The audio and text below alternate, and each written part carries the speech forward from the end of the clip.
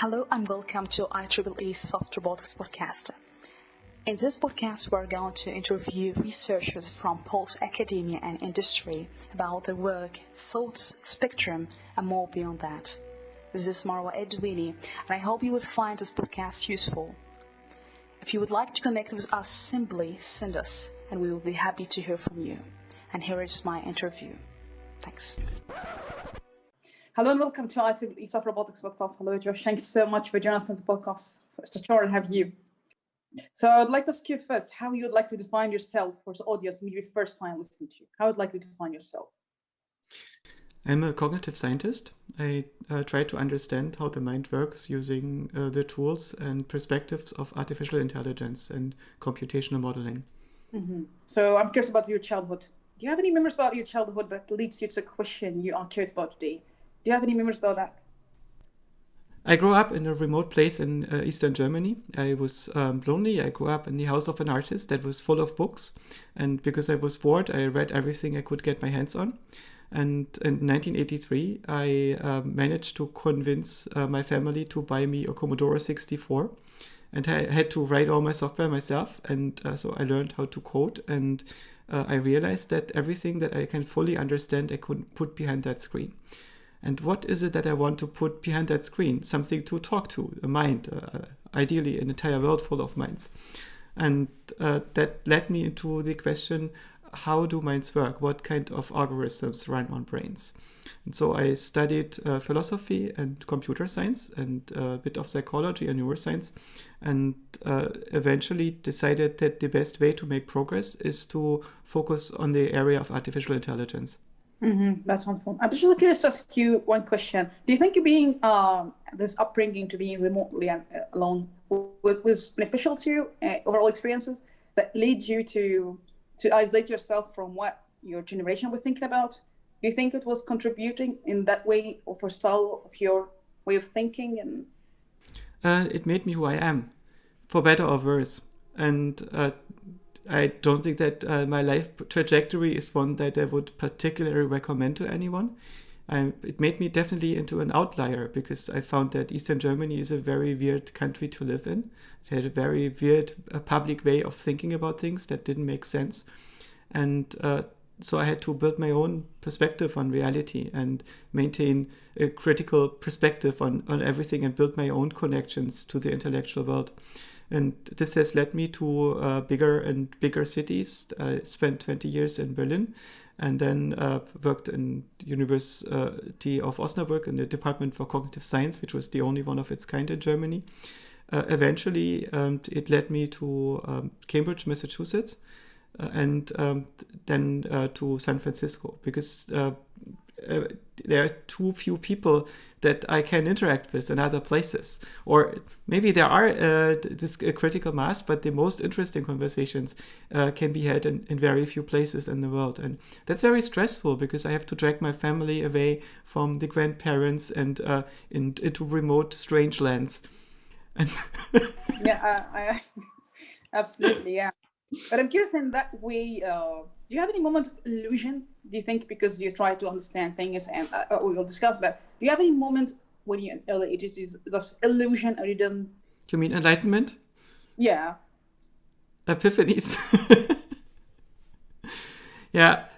One thing that struck me was that there is nothing what it feels like to wake up from a dream or trance that you are in. If you experience yourself waking up, you are dreaming that you are waking up. And it was a very big step for me to realize that we don't live in a physical world, but we live in a virtual world that is generated by our own brain. And so the world that you touch, the world that you interact with is not the physical world. There are no colors and sounds in physics. These are functions that your brain is computing to make sense of the patterns that the universe is throwing at you. The only thing that we can say about the universe with some certainty is that it's a pattern generator. And then we make models on different levels about how these patterns work. And then most of the poor epiphanies that I'm having are about the nature of these models. So the types of functions that we are computing and how they relate to each other. And it's not that my thoughts in this field are terribly original. It's more that the parties that I discover to which I'm late are getting smaller and smaller. So there are ideas and intellectual traditions that have been around since forever, that they are just not being discussed that much in the mainstream of philosophy and AI. What do you mean getting smaller? What do you mean about that? Oh, it means that there are fewer and fewer people which have the same ideas. So basically, when you are engaging with elementary arithmetic, you are part of an extremely large community. When you are engaging with machine learning and linear algebra, you are part of a much smaller community. And when you are engaging with the foundations of mathematics and how to derive what a model is and so on, and how this relates to conscious experience, you suddenly realize that you are working at an intersection between observing the universe and reasoning about how observations work in general, how modeling works, where there are relatively few people in the world. So it's a conversation that takes place between a few thousand people. Yeah. But I'm curious to ask you about why do you think we, as a human or human brain, why do you think that we don't see the reality as this? Do you think it's maybe fitness payoff, that we are designed in a certain way so that we can't perceive the reality as this? And why do you think we don't have to have this kind of see the reality as this? Would it make a difference to human in general? Will people listening that, should I care about that? Now, we cannot know what reality is, I think, unless we are able to deduce all possible universes from first principles. As an observer that tries to make sense of the world that you're in, you only have discernible differences at your systemic interface. And then you try to discover functions that relate these discernible differences to each other in a unified model of the universe. And this is something that every information processing autonomous agent, like a cat or a bird or an insect, is doing, just at different levels of abstraction. And so what's different between different people is the degree of abstraction, but what's also different is the epistemology that we are using, that is the criteria by which we decide what's true. And I think for most people it's a discovery that we need to make, that something is true independently from what other people think. Most people form their beliefs based on what their environment believes and try to sync up with these beliefs. And that makes sense because we coordinate with large groups and we share a sense of sacredness with them, a sense of the meaning that we relate to, the kind of system that we are part of. And the system that we are part of needs to have coherent agency in beliefs and models of reality. But if you are thinking together with a group, your thoughts are in some sense limited to the resolution at which you can have a shared common denominator. And this means that very subtle thoughts can often not be thought together as a group. And to be able to think about reality in subtle ways, you need to be willing to completely disengage with what other people think and build your own model until you see that it makes sense intrinsically. And the best thing that you can discover is not the truth. What you can discover is the shape, the outline of a space of theories that could explain the observations that you're making. So it's not one theory, it's an entire space of theories. If there are multiple possibilities, you're not free to pick one. You have to quantify your agnosticism. Logical principle that the confidence that you have in a belief must equal the evidence to support it, and that includes meta-beliefs. That is an important rule that some people discover and most people don't.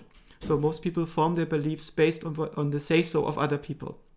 And this leads to conflicts between groups because most people don't live in a world of true and false, but in a world of right and wrong. And it looks almost the same, but the right-wrong world has different axiomatics. It depends largely on what other people and what groups think. And that changes based on rules that are not rational. Mm-hmm. That's very interesting. I'm just asking you that case, do you think as a human individually, do you think that this kind of conscious experiences or just maybe gut feeling or the way that you can discern and you're not really influenced by the group thinking or the way of the beliefs you have to have, do you think this conscious comes from where? Is it something beyond the brain and body? It's something we don't know what it is? Or how do you see this kind of, that individual have sometimes, that's something, if, for example, I can understand how this kind of gut feeling that you can't discern situation. So everything that sounds right to you, but you still can anticipate that's right or wrong, or maybe, I don't know how this actually come from. Is it something beyond what we have already, something we don't understand? I don't know. How do you see that? There are a number of people and philosophers which have understood it again and again over the centuries. And if we look for it, we find it in many philosophical traditions. The core of the insight is that we don't live in physical reality. We live in a dream. In the dream, many things are possible that are not possible in physics, like conscious experience.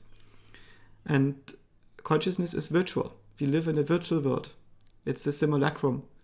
It means that our brain is generating observables that don't necessarily have an underlying causal structure, but that are necessary to tell a story about an agent in the world, so this agent can plan its actions. We have feelings for the same reason that a character in a novel has feelings, because it's being written into the story. And we have nothing but that story. That story is not made from text, of course. It's a multimedia novel that is made from all modalities, all the languages in which we encode our experiences, or in which the brain encodes the experiences for us. I don't think that's done outside of the brain, because if I squish my brain, my conscious experience changes in the same way as my visual experience changes when I squish my eyeball. And when I squish other things in the universe, my conscious experience doesn't change, right? So there are very distinct parts of the world that I experience that I need to squish, or that I need to change, for instance, by using medications, or if I have an accident and bump my head, or if I'm sleepy. All these things affect my brain. And so it is apparently the brain that is generating these experiences. And the fact that these experiences don't appear to be physical is correct, because they're not physical, right? They are the dream that the brain is experiencing. And that's, the person that I am is nothing that I am objectively. I'm not really a monkey. I am a side effect of the regulation needs of a monkey. I am a mind. I am a general system of sense making that has an attentional system that can make single out features and interpretations and make a protocol of them to revisit them later. So in some sense, I am what I perceive to be on the other side of attention. I am that the result of my attentional control model. And the self is a story that the brain tells itself, like other stories. And when I manage to dissociate from that story, I might experience myself as being one with the universe, or I can see myself or everything else from different perspective, because the self is just a construct among many other constructs in my own mind. So the entire universe that you experience is a creation by your own brain. And that's the same is true for every other person. And in this creation of this universe that you experience as the physical reality, as the truths that you cannot deny, right? This is not deniable because it's constructed outside of the self, but within your own mind. That's very interesting. But I'm curious to ask you in that case, for you as yourself, I don't know what maybe something changed you because I think it's really hard when you have this kind of, construct everything based on our brain or perspective. But I'm curious, when you're trying to have a different perspective, I don't know how you manage to see the reality of the truth from different perspective, not from mine, because it's something challenging for human being in general, that we need to understand things, and it's super challenging in life in general. So what techniques do you yourself, since you understand that things, what do you think we can do that we can have different perspective or see the reality as it is beyond what we have in our brain? Do you think is it challenging for human in general? It is challenging, but it's what we do. We make models of everything that we are interacting with. And when we interact with other people, we make models of their own minds and of their own mental states. And the older we get and the more attention we pay, the better we are able to read their thoughts and see the world through their eyes. And in some sense, you could say that we might be beginning to outmodel them in the same way as we outmodeling ourselves. So we are making models of our own psyche, of our own agency, and of the way in which we construct these models as well. And in a sense, we become more and more self-aware. And this degree of awareness that we have also allows us to interpret others and how they construct their self and how their own psyche and agency works. I'm no longer entranced by what other people are saying in this sense, if I do this, but I have a firewall, which means if other people have ideas, these are their ideas. They have reasons for having these ideas. I try to understand these reasons. This doesn't need to mean that these ideas are anyway true, because they might be confused about the way in which they make sense of reality. And in most people, there is a vast disconnect between the rational models that they have about the world and the intuitive models that they have about the world. And the intuitive models are perceptual models for which you don't have a rational explanation, which means you don't have an analytical, grammatical mechanism to take them apart and translate them into knowledge that you can criticize. This rational mind is a very sharp, but also very small and brittle instrument that is required to fix perception, that fixes your intuitions in the darkest corners where they don't give good results. And you're mostly driven by these perceptual models that 90% of your brain is generating in ways that you don't necessarily understand. So I try to reverse engineer that, especially where I see conflicts. Mm-hmm. That's also important. Why do you think we have this kind of difference in design of the brain? Why do you think we don't have the same structure or the same way, maybe intuitive or rational? Why do you think there's differences? What kind of question do you think is still hard to get it to answer for that, or you're still wondering why this is happening? At some level, there are very similar modes of making sense. That's because our visual cortex, for instance, works at a certain speed, at a certain rate, and has a certain number of units available. And there is a certain resolution that we have on our retinas. And when we try to make sense of them, there are, for mathematical reasons, limited sets of features that can be discovered that we can use to construct our visual reality from. There are subtle differences in these low-level features. For instance, some people have perfect pitch when they hear, and some have relative pitch. That is, they perceive sounds based relative on a bass sound, and others perceive sounds absolutely. So they use a global oscillator to compare the frequency of the sound to, or they use local oscillators to compare the frequency of the sound to. Both are valid ways of interpreting sound. One has higher resolution than the other, but both of them are valid ways in which you can make sense of the same underlying reality. And in this way, we do have slightly different models at the feature level. And the further up we go in the abstraction of these models, the more we have more degrees of freedom, the higher we go up in the perceptual hierarchy and the hierarchy of sense making. So, for instance, when we construct faces and expressions, we use different prototypes for the emotions and for the faces. And as a result, faces that might look similar to you might look dissimilar to me, and vice versa. And the more abstract we go, the less similar our concepts will become. And many of the categories that we form are the result of being prompted by the environment. So when we are discussing ideas with others, we use the categorical distinctions that are being used by our environment to train classifiers into our own brain, to tell things apart in a specific way. There are also different ways in which the self might be constituted, in which the self is relating to the greater whole that we are part of. So we have different shapes of souls, different relationships to transcendence, different modes of sacredness. And they fundamentally define in which we perceive our relationship to the world and to each other. And not all people are the same in this way. But we can understand these modes. We can understand how other people operate, I think. But I guess that's key in the way the brain was designed by the human. I think that's how to have this kind of continual learning and also be generic and adaptable to different situations. We are designed to adapt, but still there's limitations. When you look at that deploying to machine, how we can have this machine that's kind of continual learning, generic and adaptable. And when you think about wisdom and understanding, you think the human brain be designed in a way you think there's a limitation, and there is maybe a room that you think that could be much better than that. How do you see that limitation for our brain? And do you think that should be much better? You imagine in a certain way? I don't know. I'm just curious about that. And the way we are designed to be adaptable, do you think the machine can also have these features, this continuum to uncertain situation? Or there's limitation maybe in general when you see the human brain and the way to learn and be adapting as well?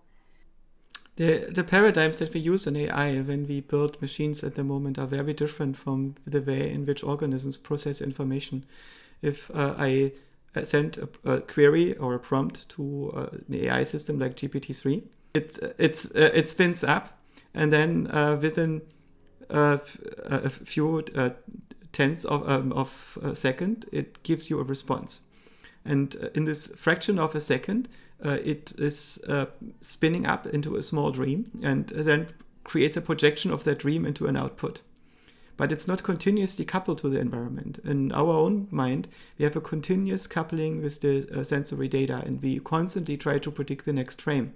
And everything that our brain is doing, almost everything, is related to creating models of what's going to happen next and making it understandable, intelligible, salient. And this includes our own internal structure, our own agency.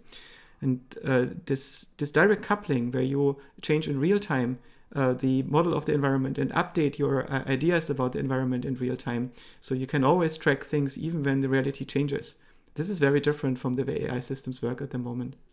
Yes, so the models of reality that that organisms are making are different from the models of reality. They are not simulation models that act in real time. They're not tuned directly to track sensory experience on all channels at which we perceive things, and they don't lead to a unified model of the universe that we are in.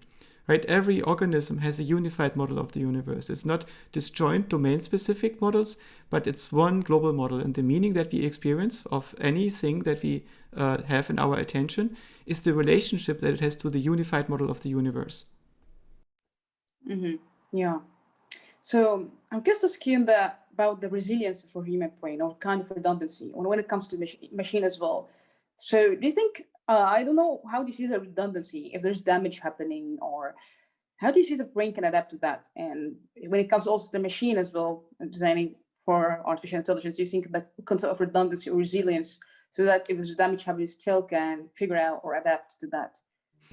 Yes, many discussions we see this argument that it's very hard to simulate an individual neuron with high accuracy. And then we take the trillions of neurons that we have in the brain, 86 billion neurons in the neocortex and the cranium, how many computers would it need to simulate all these neurons? But these neurons are highly indeterministic. And it's an interesting question to ask yourself, how many neurons or how many brains would you need to run Windows or Mac OS without crashing, right? Because the degree of determinism that you get out of these neurons is very low. And so everything in the brain is constructed based on a best effort principle. Every unit cannot rely on the other units being completely deterministic, but being better than chance. Every part is doing as well as it can, and every part is designed in such a way, or is designing itself in such a way, that it can deal with the fact that the environment is unreliable. And another thing is that the brain is organized in such a way that the individual units, the neurons in them, don't have to learn very much. They mostly converge. So they are finding themselves in an environment where they are prompted by their surrounding tissue with signals that they have to learn a certain function. If they learn that function, this activation function that tells the individual neuron when to fire, they are able to do this job as well as any other neuron. So if an individual neuron dies, it can be replaced by a different neuron that will learn the same function in this environment. Imagine that you are living in or working in a very big corporation, and the corporation has good processes for everything. You are still required to do your job well, but you may not have to understand the organization in its entirety. You just have to understand your local environment, and in this local environment you have to converge. And if you get ill or if you drop out of the company, you can be replaced by somebody else who is learning that same function. Right? And this is the nature of organizations, that the individual is to some degree replaceable, because it is able to, there are differences between the individuals in the same way as there are differences between the individual neurons. But the specific role that is being fulfilled is defined relative to the structure that you're part of, not relative to yourself. And this makes the individual neuron replaceable, and even brain regions replaceable, because you can just, if you have a brain lesion, put in new neurons in this region, and they can try to reconstruct the function that had been done by this group of neurons before this new group came in. Mm-hmm. That's very interesting. If there's any scenario like, I don't know, I'm curious, deconverging, it doesn't go to what we see exactly. Is it any situation, because if it's have to be converging to a certain learning behavior, is there any scenario like decentralized that this doesn't have to, I don't know. Oh, it happens a lot. Right, most of the things that psychologists deal with are either problems in brain chemistry, or in the brain development that cannot really be overcome, like schizophrenia, or there are self-modeling defects, where you are not converging to the global optimum of models, but you are converging to a local optimum. And in this local optimum, you are committed to seeing the world in a particular way, and you don't fail because the world is against you, but you fail because your models of the world are not accurate, and you try to make the world conform to your models. And so what the psychologist has to help you with is to adapt by changing your models of who you are and how you relate to reality. And that's very hard because the self that you are using as your giver of perspective is ruling that universe, and it doesn't want to give up, it doesn't want to die, it doesn't want to be replaced by something else, because if that could happen, it would have already happened. That's very interesting. Maybe a question here. Why do you think we don't understand ourselves? Maybe I don't know if that's really a question, but if we have our brain as a machine and our bodies, and still we don't understand ourselves very well, do you think this is something question is important for you when you design that model or that? Do you think why humans don't understand themselves? I think that's something also hard for us as a human. Sometimes it's been many years and we don't understand how actually we work or how we behave, or I don't know if that's something interesting for you or not. It is very much, but it's an ongoing process. When you are an infant, the pleasure and pain fill your entire perception, right? The world is either full of pain or full of pleasure. There is no anticipation of the change. You can see that it's absolute when you look at a small baby. And at some point, the baby learns that pleasure and pain alternate, and that the pain will pass and the pleasure will come again. And the baby can be content. It can wait, even if something hurts a little bit, right? And at some point, it realizes that pleasure and pain are attached to objects, and that they relate to these objects, and certain objects are to be sought out and others are to be avoided. And then later we realize that pleasure and pain are aspects of our reaction to objects. They're not at the objects themselves, but we can choose to some degree how we react, and we can create situations that will contain pleasure and pain for us, and we can modify the interpretation of these situations in our own mind. So, for instance, at some point I saw my 3-year-old daughter sitting in her corner and alternating crying out in terror and in pleasure and in delight. And I was asking her what she was doing, and she was imagining the best movies from scenes from her favorite movies and the most horrible things that she could imagine in alternation to increase this maximum of the delta of the experience. And it was a way in which she was starting to understand how her own experience worked. Right? It was a series of experiments that she conducted on her own mind to learn something about how she operates. And at some point, we realize how we construct ourselves, and that this self is a representation. And this is typically called enlightenment, that this notion that you realize that everything is representational, and you realize this at an operational level, which means you can disengage from the reflexive interpretation of reality, from these reflexive instincts which tell you which is good or bad, and you realize that your aesthetic reactions to the world and your pleasure and displeasure is only a representation inside of the mind that can be changed. And the deeper you go into this, the more you understand yourself. Only it's nothing that you can expect to master as a child or as an adolescent. It's a process that typically takes many decades of observation and learning. And so I suspect that for the first 400 years, we are still children. Yeah, that's very important. But do you think with that, do you believe that we live in simulation? Because, for example, Don Hoffman and Nick Bostrom, they have different view about that. But for you, do you think based on that as a human and the way already maybe have limitation based on the fitnesses we or environment that we design for, do you think we live in simulation in a game, or I don't know how to see that way? So what is the difference between a simulation and a reality? I think the core difference is that the simulation shows a causal structure that pretends to be a causal structure but is built on something else. For instance, a computer game gives you a notion of space, and that is not emerging from some elementary causal physics, but that is emerging from an abstract language that only pretends to be a space. Right? It's a simulation of movement in space. And it's a good enough simulation, so it fools your brain and you can interact with it in a causal way that is similar to the causal way in which you interact with the world when you move about, not in the VR, but in the physical world, right? The difference also is that the simulation has symbolic interactions. There are interactions which are in their nature not mechanical. You can, in Minecraft, call up a shell and type in times a day and the sun will rise. And as far as I know, this is not possible in the world that we are in. There doesn't seem to be a backdoor. There don't seem to be symbolic magical interactions. The magical rituals that we can perform are mostly affecting the psyche in the social world. The way in which we, in very subtle ways, interact with ourselves and with other people. So I suspect that, yes, we are living in a simulation, but it's a simulation generated by your own cortex. In this sense, we are living in a simulation.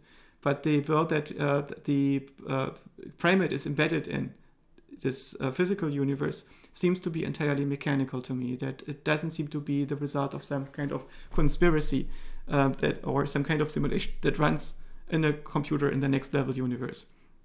But I mean, it's tempting to think that if you are a simulation in your own brain and all the other people that you meet are simulations in your own brain that exist to explain your sensory data, whose brain are you running on?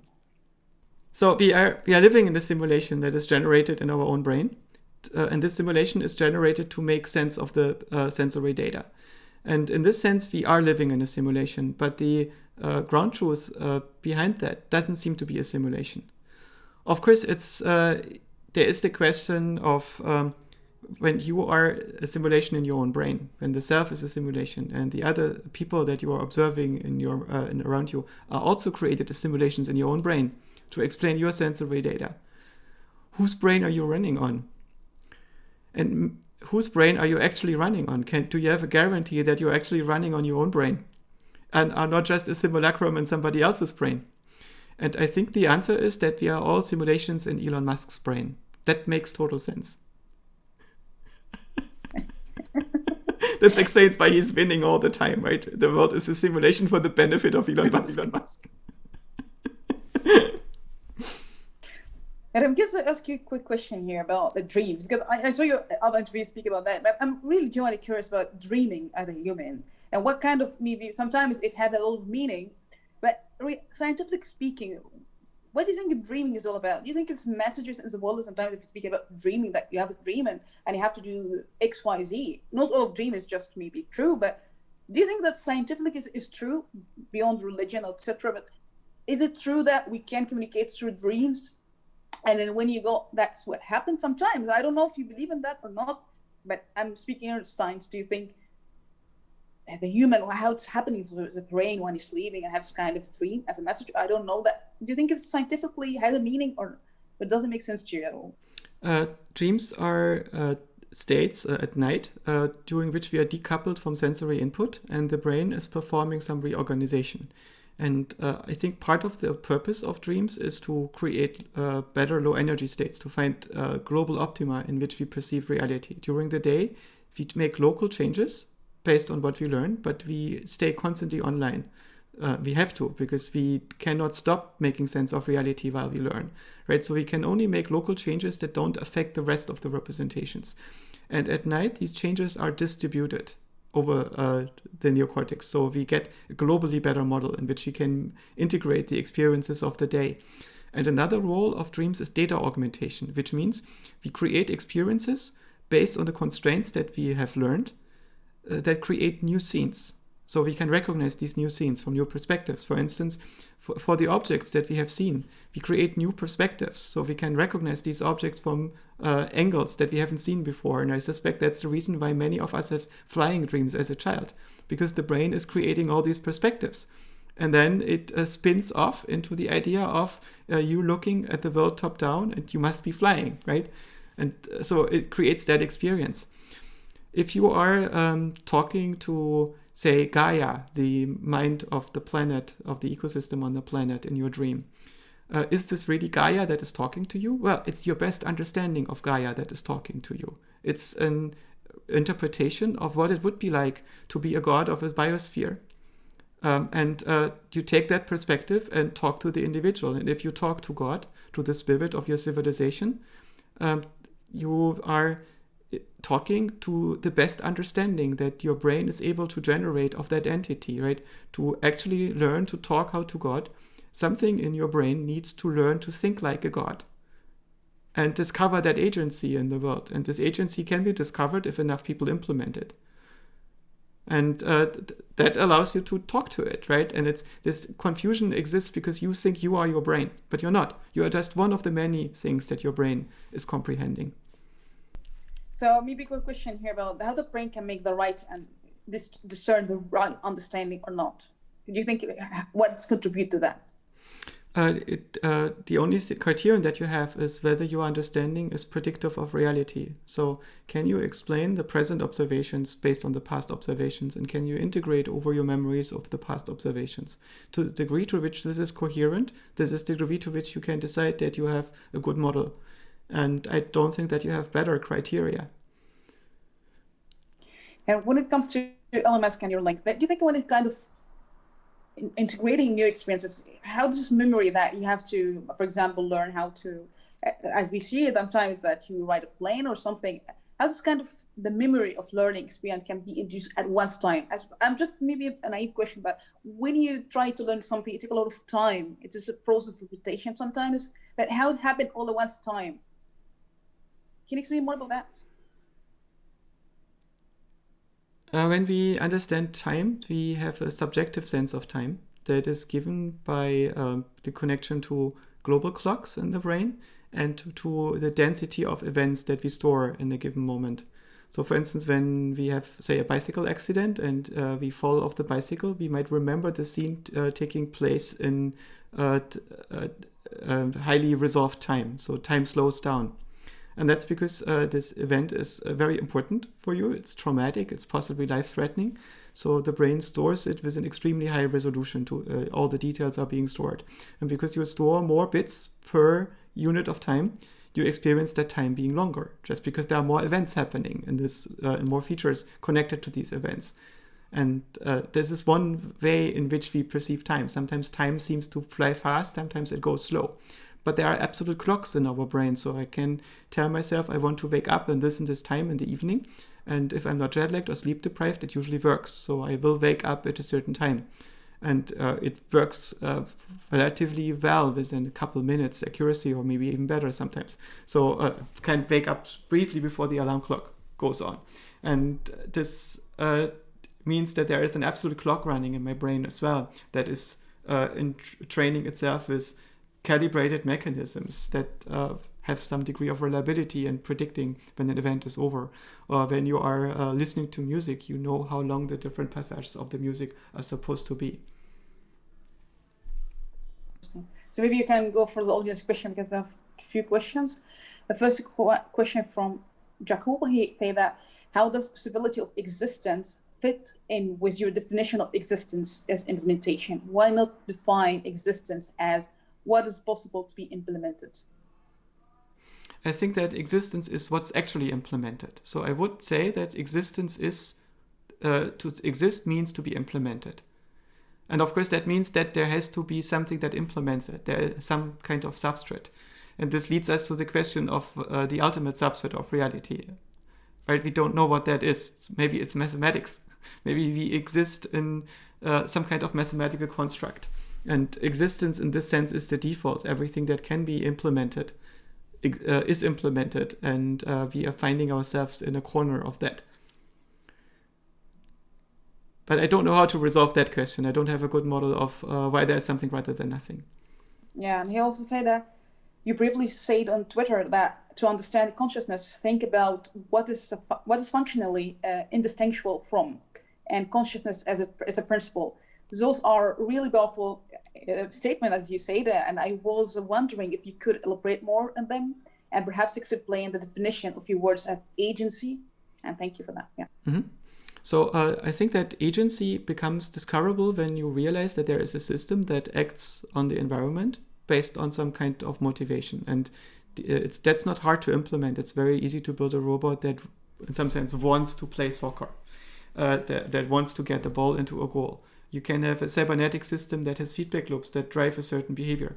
And our own mind is driven by a number of these cybernetic feedback loops, I think. So we have a few hundred physiological drives that make us seek out certain food sources and physical safety and rest after exertion and so on.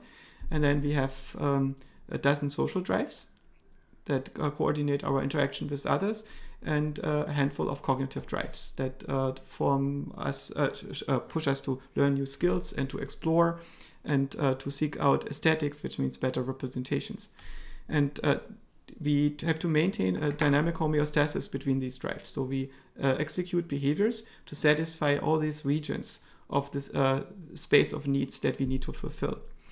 And we create a story about that. We create models about this. So in order to control an environment, you need to make a model of that environment that is somewhat isomorphic to it. It needs to have the same dynamics as the domain that you want to control. And your own agency is an important part of what you need to control. So at some point you will discover your own agency. You will discover that there is a system that performs things based on your own models, on the thing that is generated, right? On your own contents. And this is what you discover as yourself. This does not necessarily mean that you are conscious at this point. It just means that there is a self-model now of an agent. And consciousness, I think, is not an essence. Consciousness is functionally indistinguishable from a system that can single out features and integrate these features into an index memory, so it can retrieve them later. And that is also representing the way in which it attends to it. The mode, for instance, is the feature that I'm attending to a sensory feature or an integration of a sensory feature, or is it counterfactual? Is it an idea that I just test right now? So there are different ways in which you can single out a feature and modify it. And this type of attention that we are performing is part of our attention. And the third one is reflexive attention. The way that our brain is organized, all the agencies that exist there must be self-organizing and must be verifying what they are doing. And so the attentional process needs to establish that it is indeed the attentional process and not just some other process spacing out, right? And so you have your singling out of features interspersed with perceptions of whether you are still attending and whether you are that attending thing. And that all gets integrated into a protocol that you can retrieve and act on by writing new content for that protocol or by making reports about other people. And or to other people about what you have been attending to. So you report about your experience. You report about you being parsing that story that you're generating. And so it's in some sense there is a system that is generating the story, an authoring system, and that authoring system is a mechanism. It's similar to an AI that is writing a story, and then inside of that story there's an attention agent that singles out features based on the parts of the story that need to be attended to and connected to give the biggest expected improvement in the future, right? The main purpose of this conscious attention is learning. And the activities of this attentional system are stored in the attentional protocol as well. And this attentional protocol is our stream of consciousness. Thank you for that. Yeah. And also we have a question. What have changed your mind about the past and why? Well, there are many things that have changed my mind about. I do this all the time. When I was 16 years old, I knew exactly what was in the best interest for the working class. And I've changed my opinions a great deal once I understood that these were all adults that were acting not on ideological ideas that I found attractive as a teenager, but based on the point that the question of how they could bring their kids to school and whether they would be safe and whether they could plan the future and interact with their friends in the way they wanted to. And that these practical things are much more important. Another thing that changed my perspective was having children. When I realized that before you have children, the purpose of your existence is exploration. And it is traveling the world and traveling the space of ideas is invigorating and fascinating, but you are acting like a single-celled organism and a substrate of other single-celled organisms. And suddenly you realize once you have children that you are only instrumental, that you are a temporary link in a chain that goes from the first cell to you. And it's your responsibility of whether it ends here or not. And that everything that you did before was just jumping up and down and looking at things. And so you have this perspective that the world is vertically organized, not horizontally, that this moment in time and society and morality and sentiments is important. No, what you realize is that societies and ideas come and go, but what stays are families, are are the lines of our history. And so we are plants growing in time, organisms growing in time. And we are a state-building organism. We, as a species, build organizational units that stretch across time. So this has changed my perspective a great deal. That's very wise. Yeah, I agree with you.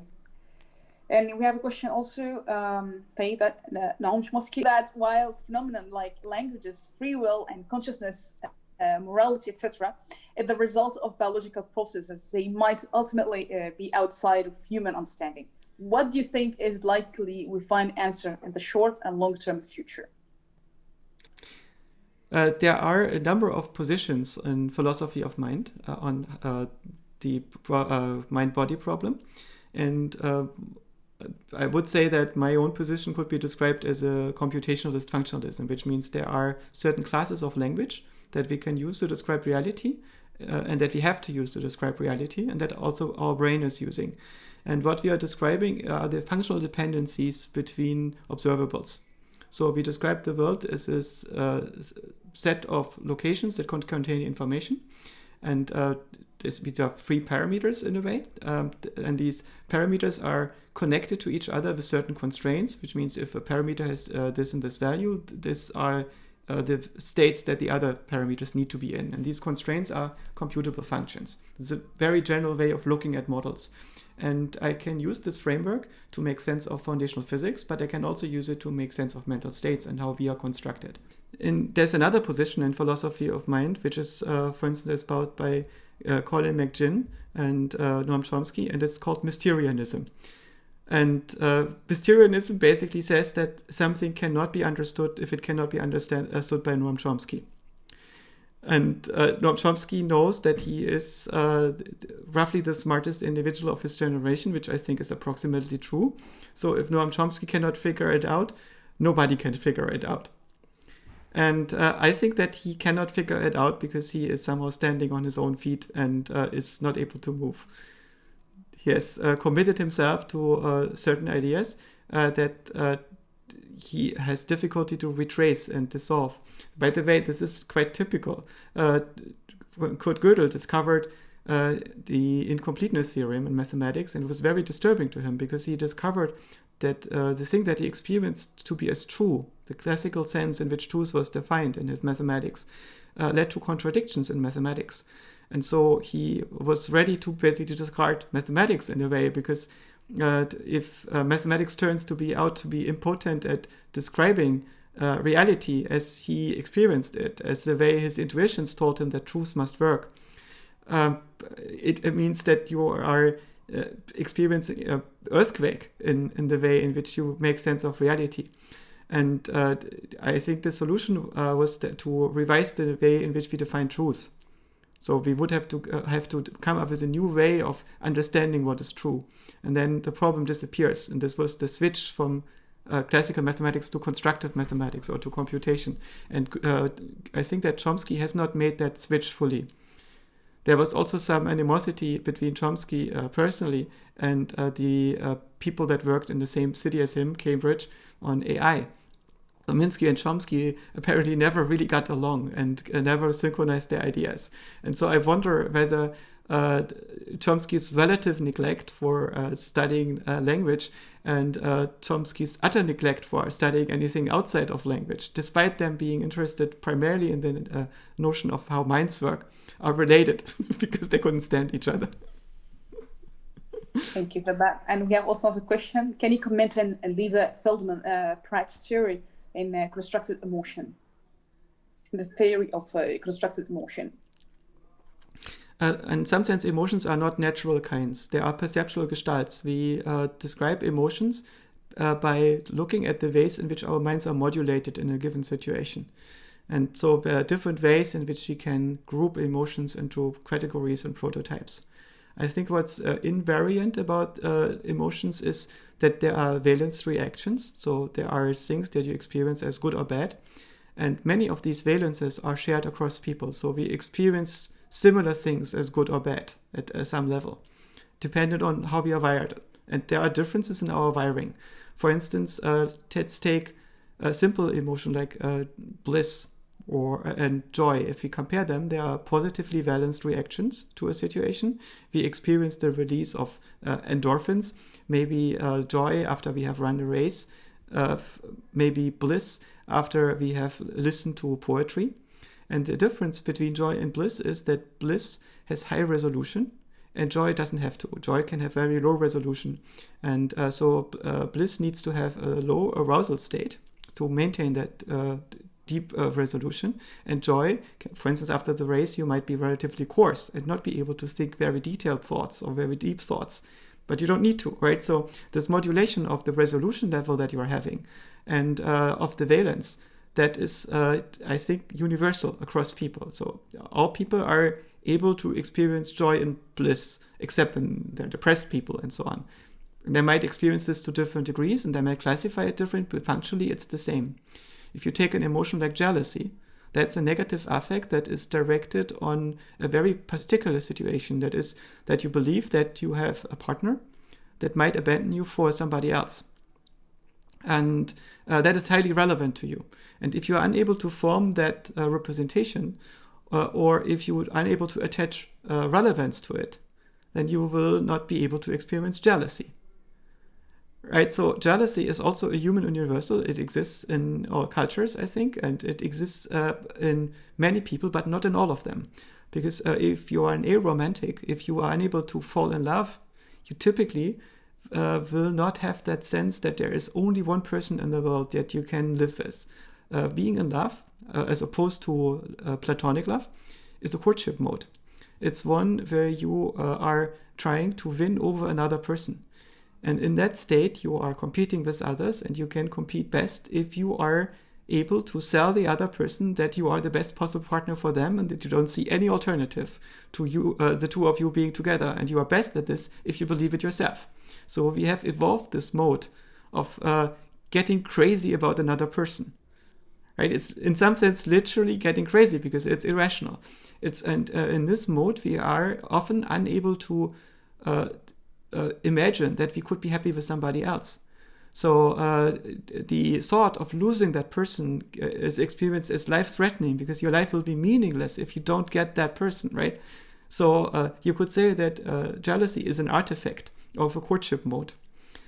But it is a human universal that exists across cultures, and there are different ways in which cultures relate to it and deal with it. And you can, of course, find methods and techniques to get rid of jealousy or to subdue it. And there are cultures which are integrating and accepting jealousy as something positive and turn it into a source for normative rules. And there are other cultures which discourage it and disinhibit it and inhibit it. And of course, there are some groups of people where more people are able to experience jealousy than others. So, for instance, if you are in a culture in which polyamory is more normal than another one, in a polyamorous relationship, it's much harder to experience jealousy, right? Because the individuals are, in some sense, replaceable. And you might love them all individually for who they are, but if they find that they are better off being with somebody else than you, then and you truly love them, right? That is in their best interest. So why would you be opposed to this? So if you remove the fear of abandonment, most jealousy disappears. That's very interesting. I think that's also a huge struggle for humanity, as you say, across culture. We have that. But maybe I'm just asking you, why it happened first class? If you're supposed to find the one, for example, and you believe that you can find anyone else, how it's happening in the state of mind that we have this kind of jealousy that I just want this person? And do you think it's kind of stupidity for us as a human because we feel in misery because I don't know how the brain is evolving in that state. I don't know how to say it, but how we can be elevated so that we can experience jealousy, or maybe we don't have this kind of energy as well, or in our brain. I don't know if that question makes sense, or yeah. If we build a simulation of creatures that are reproducing heterosexually and that need parental investment, and you have individuals that are jealous and guarding the access to their partner and others that don't, then you will find that after a certain amount of time, the creatures that are jealous become dominant. That is, they outbreed those that are not, because they have more offspring that is their own, that they're feeding, rather than other people's offspring, right? So you can derive this from a simulation model. This means jealousy is an artifact that is bred into us by evolution because of the conditions that we are living under. And it's interesting to think about all the other traits that we are having, to which degree they are results of our evolution. For instance, sex itself, we often connect sex to fertility, but the idea that we are procreating with somebody else, or just engaging in something that can lead to procreation, that's very, very dangerous, right? It should be painful because it's the economically and socially most consequential decision that you can make. It's very, very risky. So why are you doing that? So I suspect that people are clearly willing to have children without having sex, right? They are willing to have in vitro fertilization, which is painful and disgusting and expensive, and because they want to have actually offspring under the right circumstances. And sex is more like a random offset of whom you're paying child support, because you can be attracted by people that you should not be attracted to, right?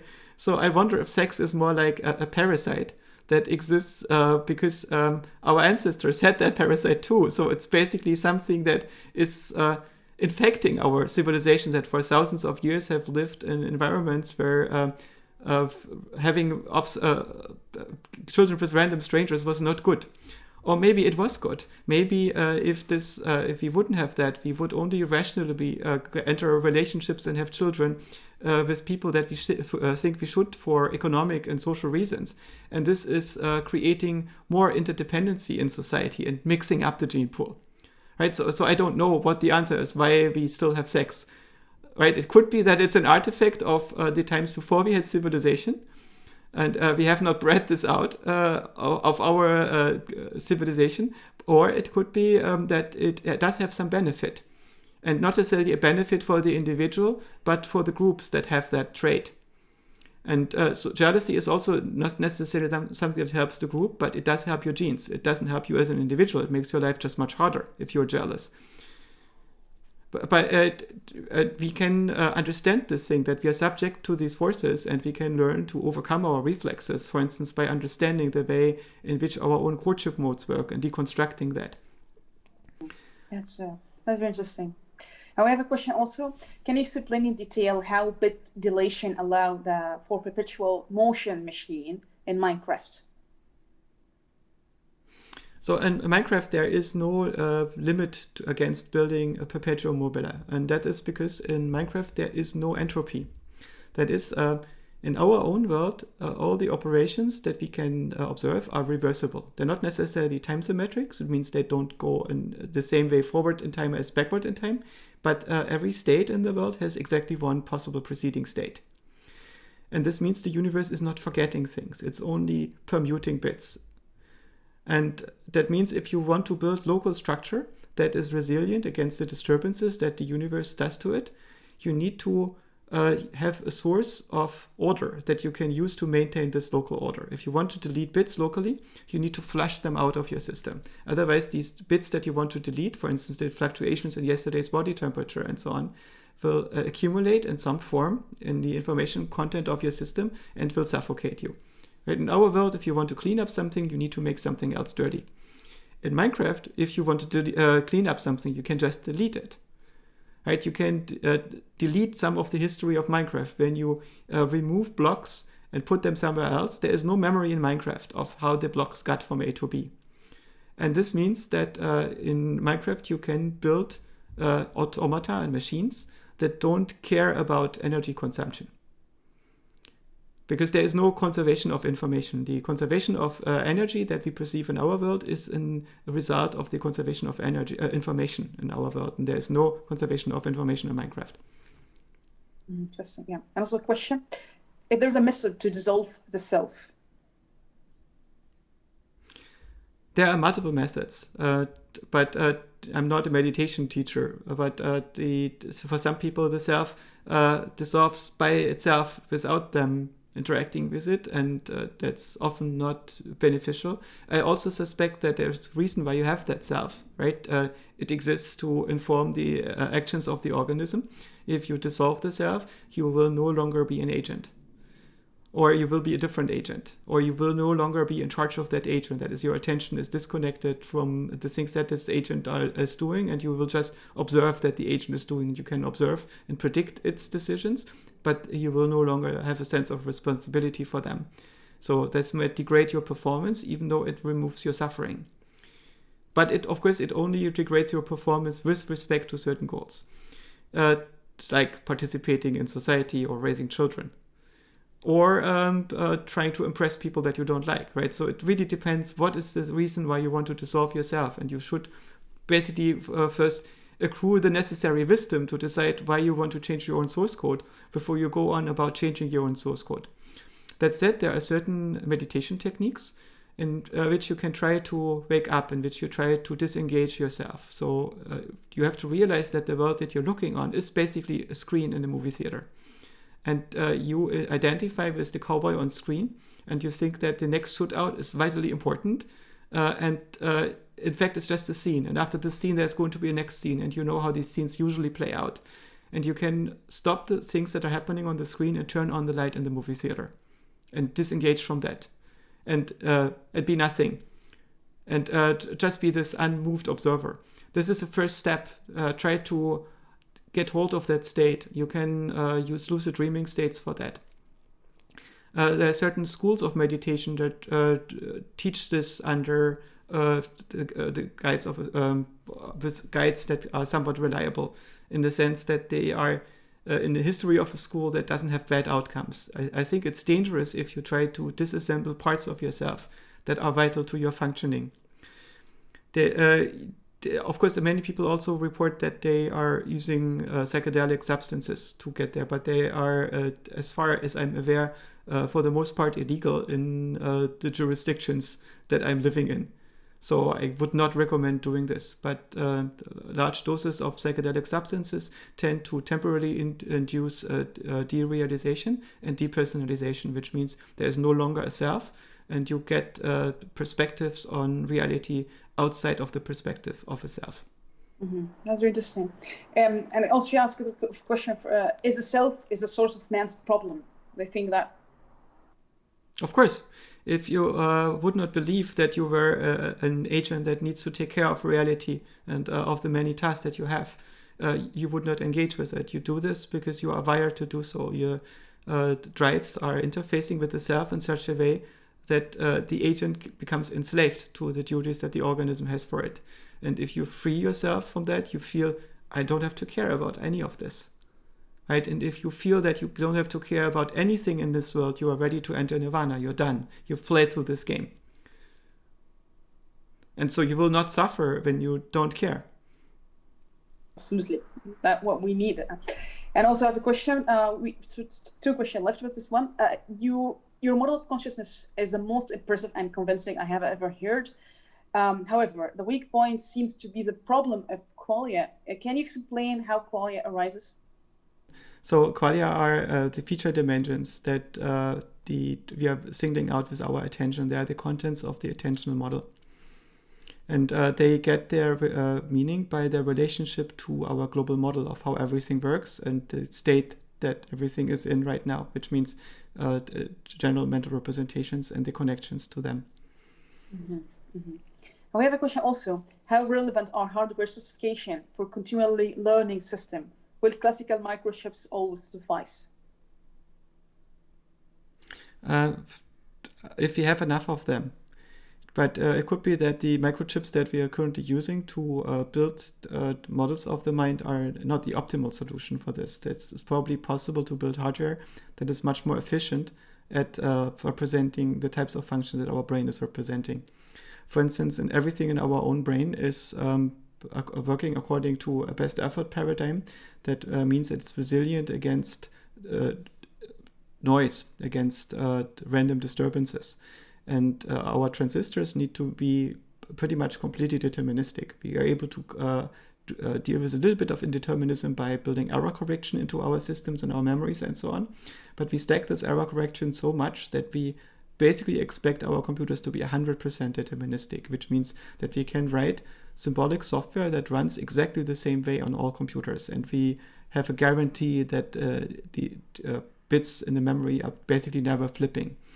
And if we were able to build systems that are resilient against such changes and write software that is resilient against such changes and is self-organizing to adapt to the substrate, we could build hardware that is only using a tiny fraction of the power. We could have powerful computers in our wristwatch that are only driven by body heat.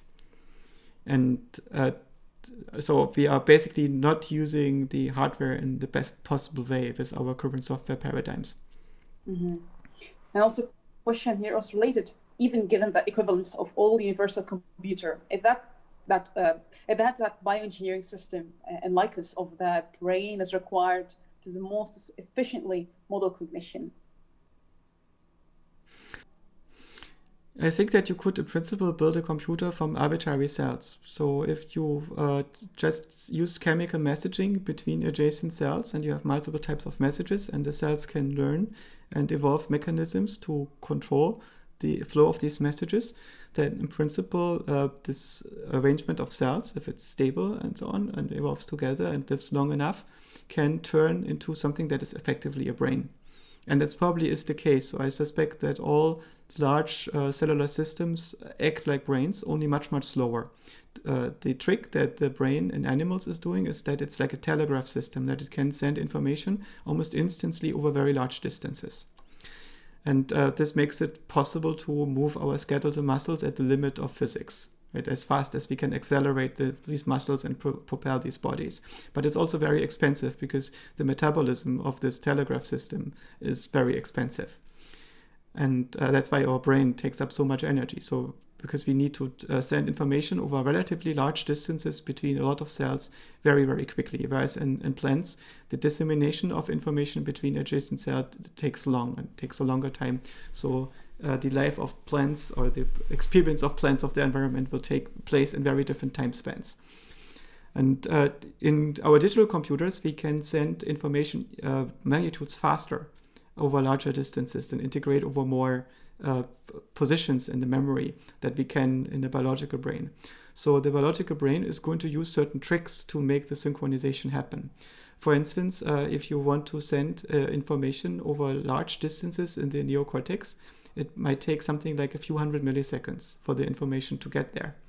But it needs to be there at the same time, right? So how can you make sure that the everything is synchronized, even though it might be off by a third of a second? And the trick is that you rely on periodic processes, where everything is basically in a periodic update loop, and the content of this loop is only changing gradually.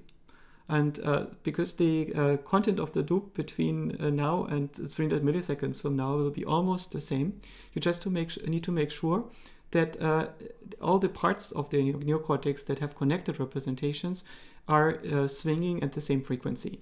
And so they can pretend that everything else is in that well-defined state, right? And this is a very different way to propagate information that we are using it right now in our digital computers. And the algorithms that will be implemented on this are very, very different. And the representations will work in a different way. So it's hard to wrap your mind around a general paradigm that would encompass both. So in which way are the models that the brain is making of reality and the models that our digital computers are computing on CPUs equivalent? And the thing is that every substrate will have an optimal way of representing the same functions.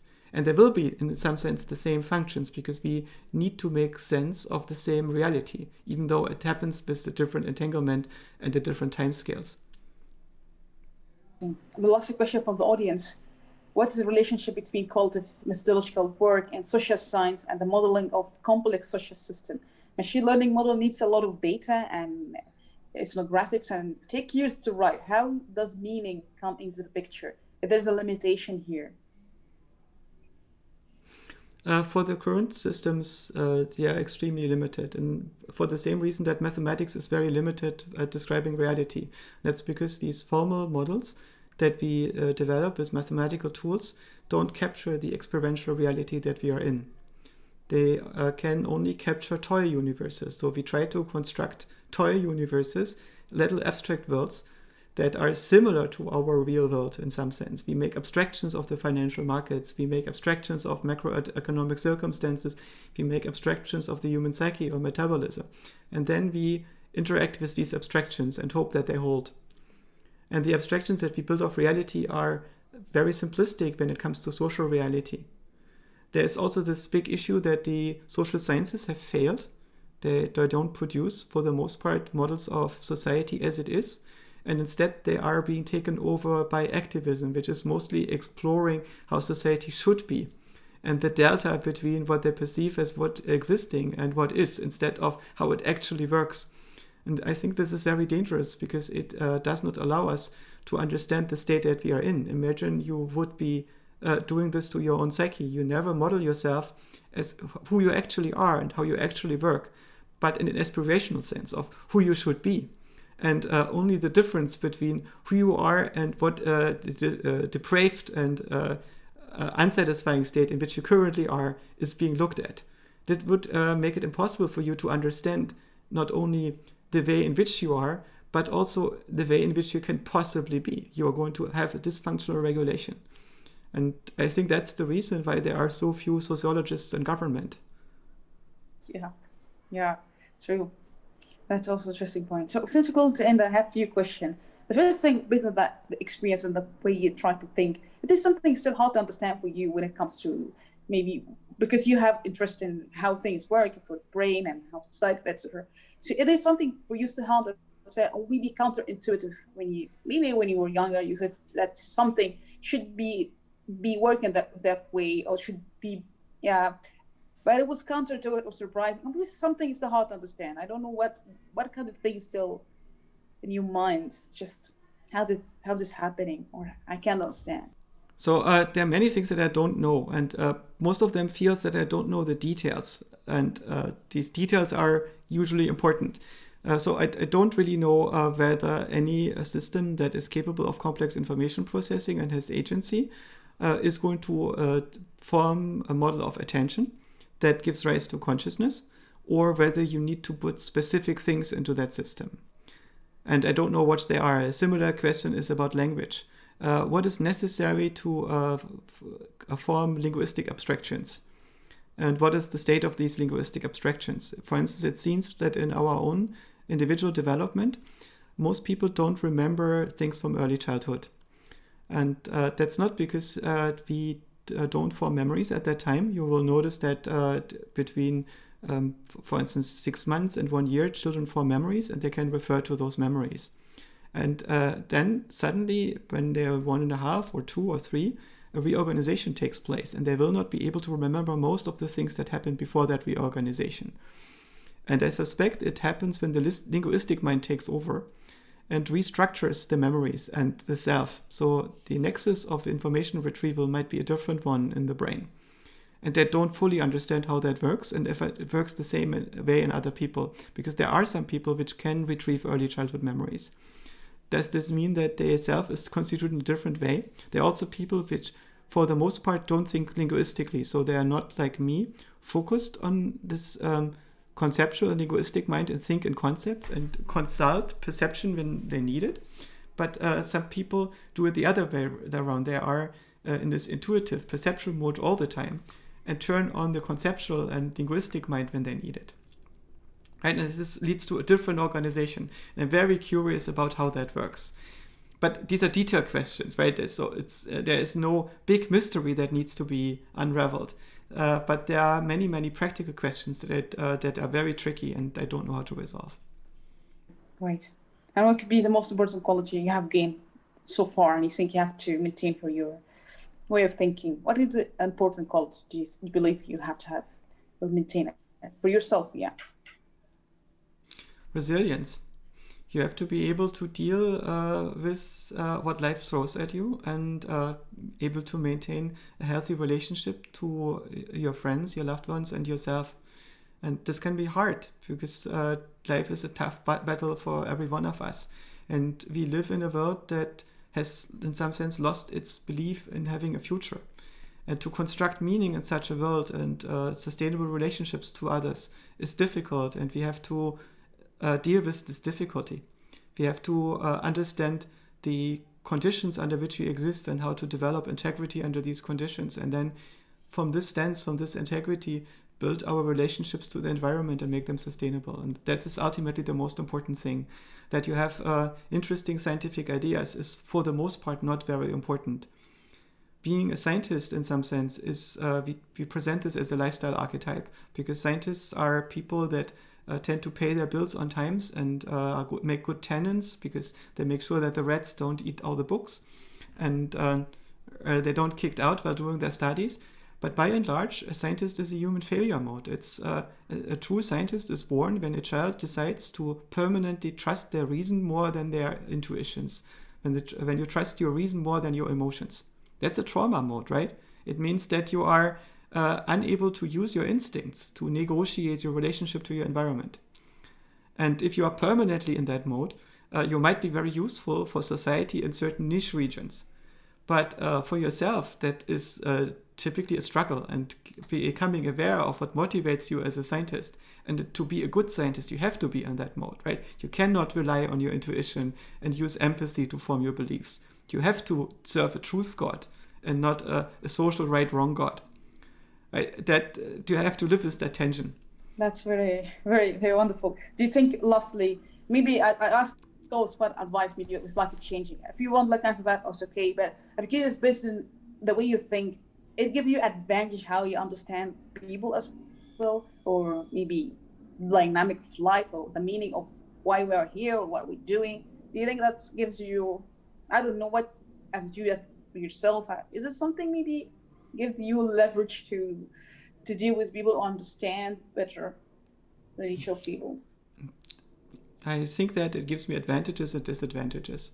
Basically, I have started as a young child to project reality on my own surface and to become aware of how I do this, because it didn't sync up with the way in which people around me constructed reality in communist Eastern Germany, for instance, and later on in consumerist America or in Western Germany.